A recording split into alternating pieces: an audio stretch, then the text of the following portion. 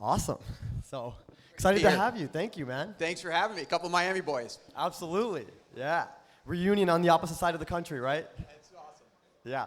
Cool. So, I want to start off, I want to take us way back to, when was the first time that you actually heard about venture capital? Because I know Florida's ecosystem was not built on tech and venture like Seattle's was. So what was that like, and were you immediately drawn to it? Like, did you think you'd make a career out of that? Yeah, so I was entrepreneurial from a very young age. I was and eventually started a board game business in college and a bunch of different things. But the real first time I heard about venture capital, I was working at McKinsey in the early 90s, and one of my friends left McKinsey to go work for a firm. Has anybody in this room ever heard of Thomas H. Lee Partners? Okay, in the day, they were one of the premier venture capital firms in the early 90s. And I was like, well, tell me about this thing. What is this venture capital stuff? Is this something I should be thinking about? He's like, you're too entrepreneurial. I don't know if that would be the right thing for you. And I said, okay, well, so anyway, so he went off to T.H. Lee Partners. That's the first time I got a little bit of exposure to venture capital. Shortly thereafter, I got a lot more exposure, but we'll get to that in a second. Absolutely. So yeah, you ended up moving to Atlanta, and you were a VP at Genuine Parts Company, which is a publicly traded company. At the time, you were working on a deal with Amazon and Madrona, and that's how you came across, Tom Alberg and Jeff Bezos in the early days. So in 1999, you get this call from Tom, I presume, and he wants you to come over to Seattle and work for Madrona. Were you immediately like, I got to take this, or did it take some consideration? Well, let me provide a little bit more of the backstory. So I left McKinsey and went to work for this holding company in 1996. And I love to say that the way I got to venture capital was through selling auto parts. And people usually look at that and they go, you just got to be joking. And I go, but the reality was this holding company, the largest business we owned was Napa Auto Parts. We had industrial products, we had office supplies, and there was this thing called the internet, and it was going to disrupt every industry. And so all of a sudden, these people started knocking on our doors, and they were our new customer, our new partner, our new competitor, and they were backed by these aforementioned venture capitalists. And so my job was to figure out how do we take advantage of the technological changes without disrupting the overall businesses that we held. I actually first met a couple folks from Madrona at a office supplies warehouse in Indianapolis, because Madrona had backed a company that was originally called Your School Shop, came to be known as Greater Good.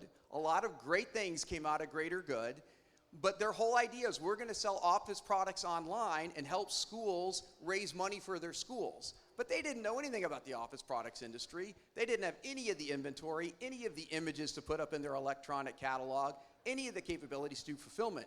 And so Paul Goodrich, one of the founders of Madrona, and Greg Gottesman, who's a great friend to this day, he and Jeff and others, have built PSL, an amazing organization here.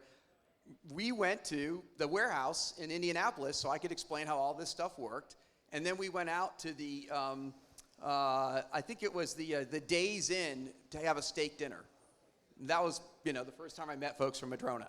Fast forward, Amazon and Madrona and Napa Auto Parts thought about doing a joint venture in 1999. Madrona had done a joint venture between Nordstrom, Madrona, Benchmark Capital was a partner with us in that. And we came very close to doing it, but ultimately we're like, no, this is too early, the market's not ready.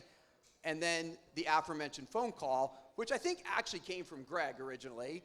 And then, Greg and Paul and Tom and Bill Ruckelshaus and a bunch of the founding, team at Madrona. We spent a bunch of time in early 2000, and then my wife and I came out. Of course, it was raining. It was March in Seattle. Carol, who's from the South and from Atlanta, is like, I don't know. And I'm like, I don't know. Let's see what we're going to do. Anyway, we took the leap. Right as the whole technology.com boom was about to bust. Talk about great timing. Oh, yeah, timing. It's everything. It's everything. Absolutely. So Madrona has gone on to back legendary companies like Redfin, Apptio, Isilon Systems, and Impinj. Is there some commonalities that you can pull from working with those founders, like something that stood out about those founders in particular? And maybe other legendary companies. Well, I'll talk a little bit about the founders. I think what is also interesting is some of the context. I mean, Isilon's offices were literally just up the street here. That was a company that Paul Mikesell, amazing entrepreneur, Sujal Patel, They were 26-year-old engineers at Real Networks, and they were trying to deploy the real servers that they had built. They'd built the software for these servers, and actually Jeff, and I met with them when Jeff was at Madrona. Jeff Entress is here today, and we were like, wow, they have a very clear sense that the storage that is really for small files that supports these servers is not going to work. And if they could build a distributed storage system, a scale across storage system, using software, using modern, commodity technologies, they could solve this problem of files that are read and read concurrently. Very clear understanding of the problem space, a very clear understanding of why now, and also a pretty clear understanding of what they were trying to build. And then they were clearly the people, the biggest question when I think about this is why us? Why are we the ones to go solve that problem in the context of why now with the solution that we think we can build? And so sure enough, right in the middle of this very difficult 2001 dot-com bust time, they had left their jobs at Real Networks and were compelled to build this company. And happily for us at Madrona, we had been pretty good stewards of the capital that we had in that fund we were investing at the time, and still had the capital and the bandwidth to go roll up our sleeves along with Sujal and Paul and build Isilon, which eventually got acquired by EMC for $2.5 billion 10 years later. Incredible story. So you've been on the Forbes Midas list 3 times. You've obviously backed some incredible companies, and you've had some great mentors along the way. So what would you say are some of the greatest lessons that you learned from working with somebody like Tom Alberg, Greg Gottesman, and some of the other founding partners of Madrona? Well, one of the things about the Madrona team is that we're very much a team. And I think that folks like Tom and Paul and the founders of Madrona, that was the culture that they wanted to, imbue inside the system. And Tom, I think one of the first things about Tom, unfortunately, is, he was actually this week, 2 years ago, that Tom passed away. And Tom was just the most humble leader you could ever meet. And, you sit there and look back at Tom Alberg, and he was, a senior exec at McCaw and led the negotiations to sell McCaw to become AT&T Wireless. Before that, he was a senior partner at Perkins Coie Law Firm. And then, of course, founding Madrona, leading that seed round of Amazon, being on the board for over 20 years, being the lead director. You would just never know that, spending time with Tom. He was just one of the most grounded, humble, community-oriented people. The other thing I learned from Tom is the value of thinking long-term. And not just thinking long-term, but acting long-term. And seeing how a concept that I like to call time arbitrage can make a difference in the fullness of time. I tell this pithy story of Isilon 10-year journey being successful. It was not all up and to the right. None of these journeys are. They're roller coasters, And in that case, in 2003, we had to stop shipping the product. These are great software folks. We really weren't experts at building hardware, even commodity hardware, and we had some stability issues with the hardware and had to stop shipping. We had a very complicated situation in 2007, just after we went public. Over the course of the next year, the stock went from as high as when it was first public at $26 a share to being down at $2 a share right around the time of the great financial crisis. And with Sujal's resilience and the team and the commitment to thinking long-term, things turned around. But, you've got to have that long-term perspective. I think Tom Alberg embodied that kind of long-term thinking. The last thing that I would say, and I think this is one of the great things about the culture here in Seattle, and certainly what we try to do at Madrona, is having a culture of curiosity. Always, and by curiosity, this gets back to this other attribute that Tom has. If you don't have a degree of humility, you're not actually curious. Somebody who's overly confident thinks they know everything. And so curiosity, by definition, is an act of humility. And so I love looking for founder. You asked about founder attributes. I think of somebody like a Sunny Gupta or Mark Mader, at Smartsheet, or David Shim at Placed and now Read.ai. Their curiosity and their ability to triangulate the differences in data that they get from being curious, and then I think also importantly, making decisions. See, sometimes people triangulate the data and they come to a point of view, but they don't act on it. And, there was this very interesting, my college alma mater, they somehow got Roger Federer to give the commencement address this year. Kind of amazing feat. What percentage of matches do you think Roger Federer won? Anybody in the room? 80% of matches. What percent of points do you think Roger Federer won? 54% of his points. In other words, he was wrong 46% of the time on points, if you want to think of it that way. His decisions didn't lead to a successful point, but he knew how to execute and make the key decisions well, almost always right, not always right, and then not get too burdened down by the fact we all make wrong decisions. And so I think that piece of the loop, because not only do you make decisions and then go forward, and as the Amazonians say, there's most decisions are two-way doors, not one-way doors. But in making a decision, you get more data points, which if you're curious, come back into triangulating and then making better decisions, then it's actually a flywheel. I love that analogy with Roger Federer. And Jeff Entrus was just sharing earlier about Redfin in the early days, how it was a bumpy ride, but obviously, that one has done incredibly well. So going back to 2012, you guys backed this incredible AI startup called Turi, which I would love if you could share, briefly about what they do. Or what they did, and maybe talk about what stood out about the founder, Carlos, and what has changed since then. Yeah. Well, Turi's a fun story. It was originally called Graph Lab, and Carlos Gestrin, and this is, I think we're going to talk a little bit about what's made this ecosystem more and more special over time. So let's take a little bit of a half a step back on this story. So Carlos Gestrin is a professor at Carnegie Mellon. His fiancée, Emily Fox, is a professor at Penn. They understandably want to be professors at the same university. And they fly out here to consider University of Washington.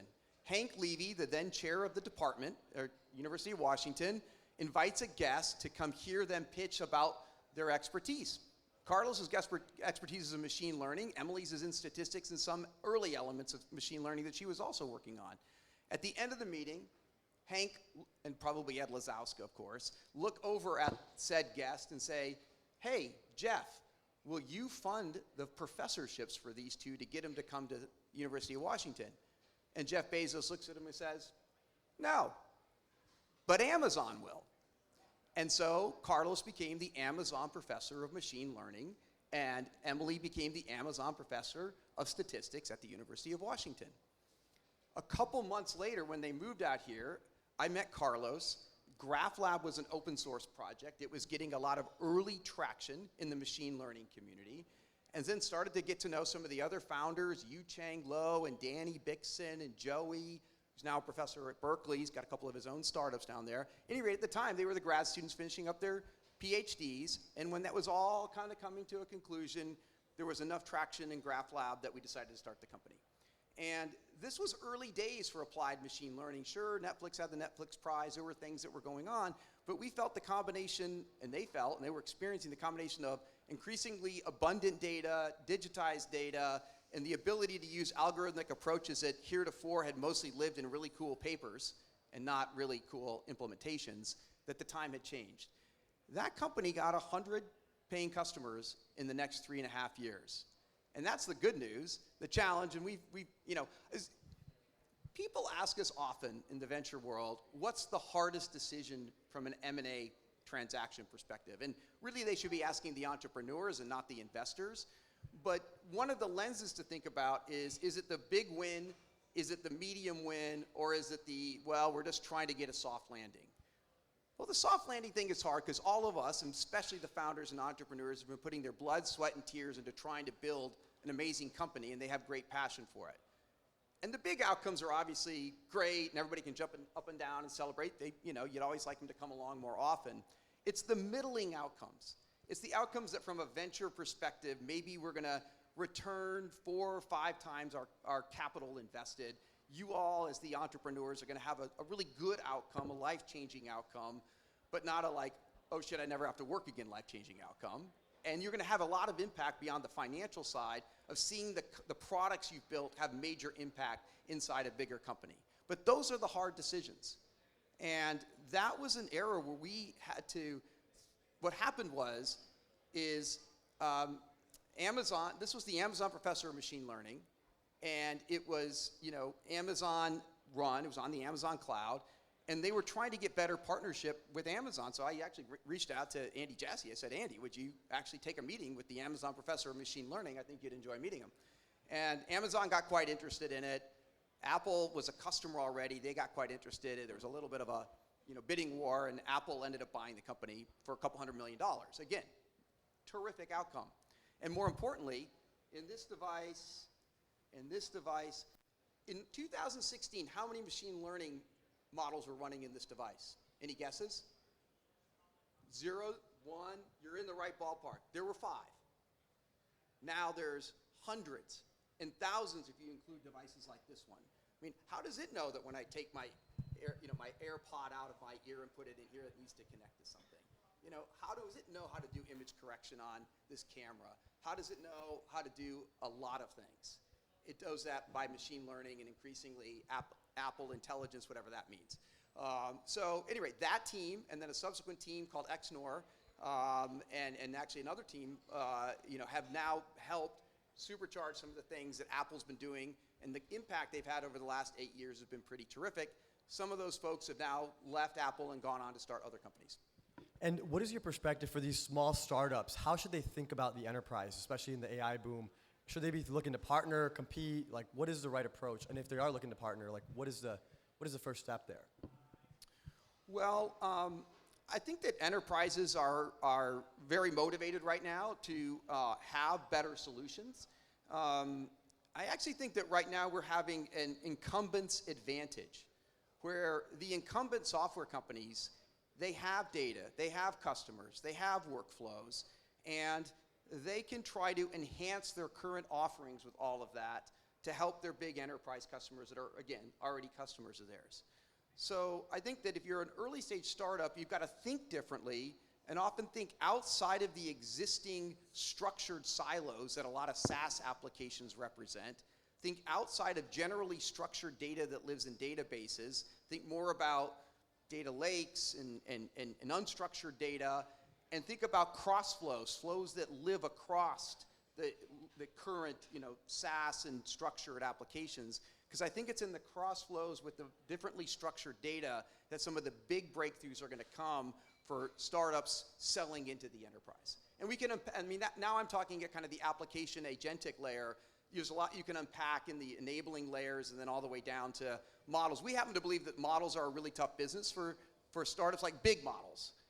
I think domain-specific models, functional-specific models, models that are embedded like in companies of ours like Runway ML or Synthesized Bio, that's a different story. But the big general-purpose models, very, very hard for the venture category.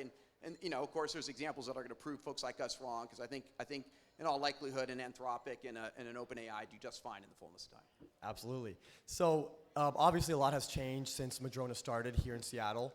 I'd love to get your perspective. What has been the largest changes that you've seen since Madrona started? And also, do you see any overlaps between the current AI boom and the .com boom? Oh, those are two good questions, different questions. I'll take the first one and maybe chat a little bit more about that. When I first moved to Seattle in 2000, and you were trying to recruit a talented person to one of these startups, the question you always got asked, it wasn't sometimes, you always got asked, what happens if that company fails? What am I going to do then? You do not get that question anymore. So the first answer is talent, and critical mass of talent, and breadth and depth of talent. Now, arguably, we still have some areas that are a little less strong and some go-to-market areas of talent, but I think technology, product, a lot of aspects of go-to-market, Seattle is exceptionally strong. And of course, Microsoft, Amazon, over 10,000 Google, Meta employees, a very strong AI center of excellence for Apple, and more, so talent. The second thing is actually capital. And let me approach this from kind of I'm not talking about venture capitalists. I think we're still actually under resident, local, roll up your sleeves, company building venture capitalists. We don't have enough of them yet. We would benefit from more.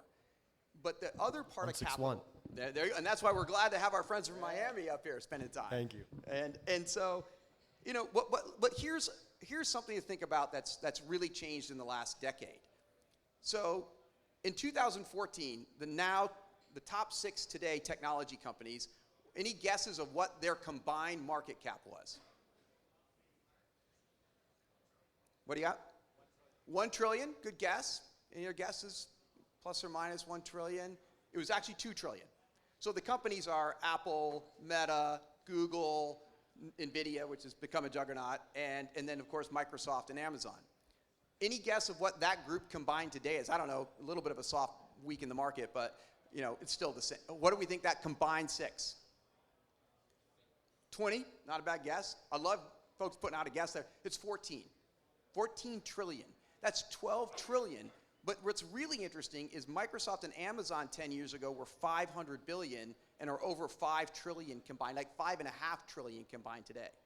So a lot of that capital and a lot of the people that help make that happen are in and around the Seattle ecosystem and investing their dollars, their expertise, their time in helping to build companies. And they also have these very relevant insights from being on the leading edge of cloud computing, applied AI, and robotics, and we can go down the list. And so it's been a massive transformation. The last thing I'll add is, the whole idea of even this tech week, right, which, came out of some inspiration last year, and a collective group of us hoped we'd maybe get 15 events last year, and we had 40. This year, the whole community's come together, you all included. We have like 75 events for this great week here in Seattle.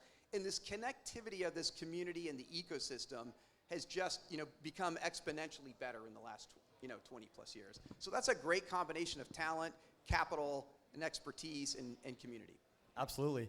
And shifting more towards the current AI boom, what is your framework for selecting companies in this ecosystem where there's so many different AI applications, infrastructure companies being built? How are you thinking about this? Yeah, so I was hinting at a little bit of this at the lower layer of the stack. We've looked at a lot of chip companies. We've looked at a lot of general purpose model companies.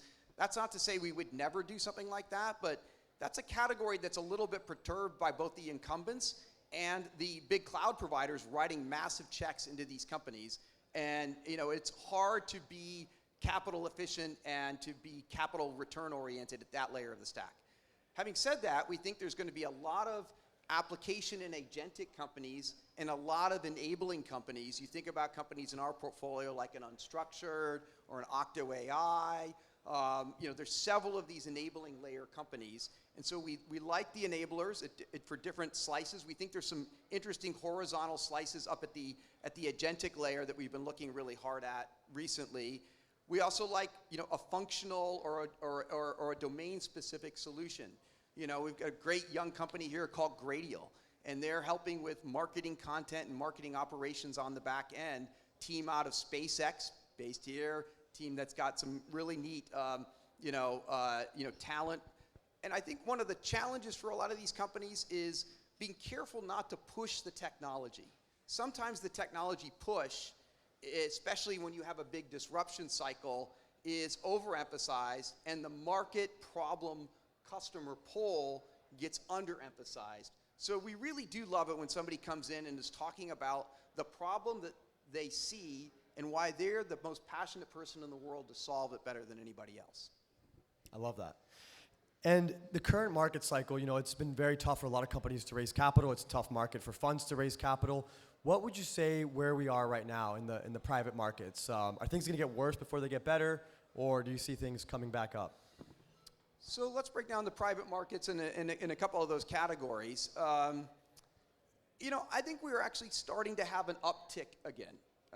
If you, again, taking the long-term view, trying to borrow the inner learnings from Tom Alberg.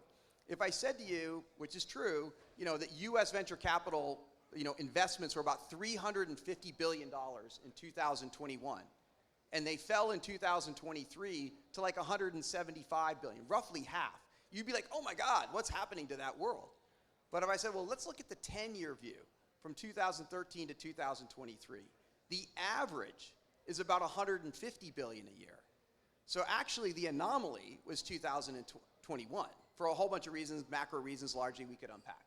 So I think we just saw a quarter in Q2 which started to pick back up again. I think it was about $45 billion that was invested in US venture. So if you annualize that, that's around $180 billion. So we're now coming back up. I'm actually a little worried about that getting too far out of control, because I think then you start to have dynamics of too many opportunities chasing after the same space, and in any category, you're typically only going to get 2 or 3 winners. But I think it's going to start to re-accelerate. Then you've got the M&A and IPO markets. I think the IPO markets largely stay soft. Maybe there's a little bit of pickup in the back half of the year. There's been a couple decent ones recently. I think M&A is going to pick up a good bit. One of the biggest constraints is regulatory issues, and particularly the FTC right now on M&A by larger companies. But there's a mid-tier of companies, the Atlassians and DocuSigns that just bought one of our companies, Lexion. There's a whole bunch. CrowdStrike, they might need to buy something here to fix some of their delivery issues on software updates. But there's a whole bunch of those companies that are between 20 billion in market cap and 100 billion in market cap that have done their getting fit. They've got a good core business, but they got to figure out how to systematically grow. And in often cases, they're having a harder time than they might have expected attracting and aligning with AI talent. So I think that there's going to be an uptick in companies getting bought. There's going to be an uptick in companies that are good AI companies. Some of them will have had varying degrees of good product market fit. And I think the other player that's in the mix here is private equity. Private equity folks are hungry to put their capital to work, and they're very aggressive at what they're looking at right now. And not just like these super big, Silver Lake, buys Qualtrics, for a big $10 billion plus price. I think we're going to see some VC groups selling out to PE groups and what we think of as sort of VC to PE buyouts in different forms. They may allow you to, as the VCs, to keep some of your capital, and the founders definitely to keep some of their capital and get re-upped into those deals. We did one of those with Aptio in 2019. They got bought by Vista for a couple $1 billion, and that just got sold to IBM for $4.5 billion. So lots of ways to win in the VC to PE, world. And I think there's an uptick in that. Amazing. So we've got about 5 more minutes here. I'm going to ask a couple of more questions. So we've got a lot of founders in the room who are looking to raise capital. Some of them first-time founders, some of them second-time. What would be your best piece of advice for what they should look for in a seed investor or an angel investor? Well, I think first of all, having a consortium, as it were, of investors is largely a good thing. And having great angel investors, pre-seed investors, yes, Madrona will write a pre-seed check and we'll roll up our sleeves, but we love working with the ecosystem to do that. And I think others generally, in this town at least, maybe not as much as Silicon Valley, have that same kind of a mindset. It's also valuable to have somebody, depending upon the stage, it could be a venture capital firm, it could be a very active angel investor who's sort of functioning as your executive chair of your company, somebody who's really your lead champion. They are going to roll up their sleeves with you, every week. They're going to give you their perspective. Ideally, they've got a disposition, which is an internal expression we have is, we love founders that are coachable, but not too coachable. What does that mean? If we've got all the best ideas, there's something's not right. And we appreciate you listening to our perspective. We have a complementary point of view on and set of data in the world, but it's always got to be the founders and the CEO that, if they're not one of the founders, that are driving the company forward and making the decisions day in and day out, week in and week out, but know that they can pick up the phone or go down the street at any time, have you in their corner to think some big decision through or navigate a complicated situation. So you talk about having a consortium to be able to support these startups at a really early stage. So how does Madrona work with angel investors? Well, Madrona was an angel investment firm when we started. It was four folks that were working together and investing. And so we've always had this great degree of empathy.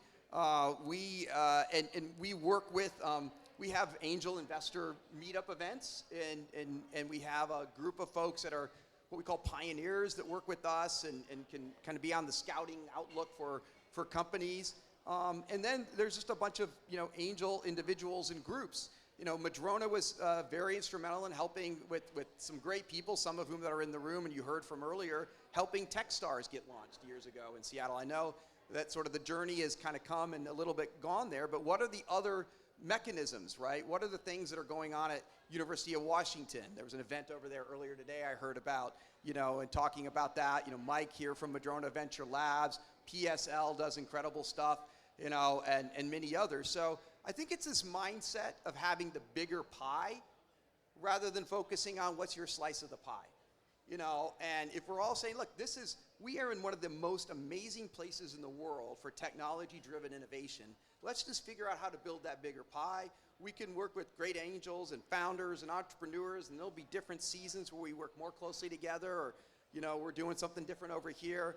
But that'll build the bigger pie of innovation in Seattle for the long term. And let's build more pies. Let's build some pies. Yeah. 2 more quick questions, and we'll wrap up here. So how early is too early for Madrona? For Madrona, it's never too early, but I think, so we love, what I'd say is we love taking a first meeting with almost really anybody. I mean, there's certain areas that are not we just have no expertise in, and it doesn't really make all that much sense to spend time with us. But our obligation to you when we have a first meeting is that we better add some value. We have failed in our job. You're the one investing your hour of time to spend it with us. And we all know that, most of the time it's not going to be the right fit at that moment in time for any reason. So if we don't add value, we have failed. And hopefully you come to that meeting, you get something out of it. And sometimes the stars align. Sometimes they align at the pre-seed stage, which, by the way, used to be called Series A, but that's okay. Or the seed stage or the A. Or we actually have an acceleration fund. We didn't invest in Rec Room. Here's a good example in the really, really early rounds. But then we let the Series B round of Rec Room a few years later out of our acceleration fund, and that's been a big success for us. So, never too early. I love it. Last question. So what do you think Seattle's tech and venture ecosystem is missing, and how can the people here in this room help? Well, one thing I hinted at earlier is more roll-up-your-sleeve company builders that are helping the founders build their companies. Now, that can come in the package of a venture capitalist. That can come as Mark Vaden's had a lot of success being executive chair for multiple companies post Blue Nile, that he was more kind of a co-founder executive chair kind of model. I think more people like that. Rich Barton's done some of that as well, if you go beyond Expedia and Zillow and some of the things he's been involved with. So more folks that have the time and the interest and a stylistic way of truly being aligned and helpful to you in building a company, whether they wear a venture capital hat or an angel hat or an executive chair hat. I don't think we have enough of that yet. I think the capital follows opportunities, but you don't just need capital, you need people that are going to help you build your company. So that's what we still need, a little bit more of that. I love it. So when are you moving to Miami? When am I moving to Miami? I'm just kidding. My mom still lives in Florida, so I love it. Sticking around here. Thank you so much, Matt, for being a part of this. Give him a round, everybody.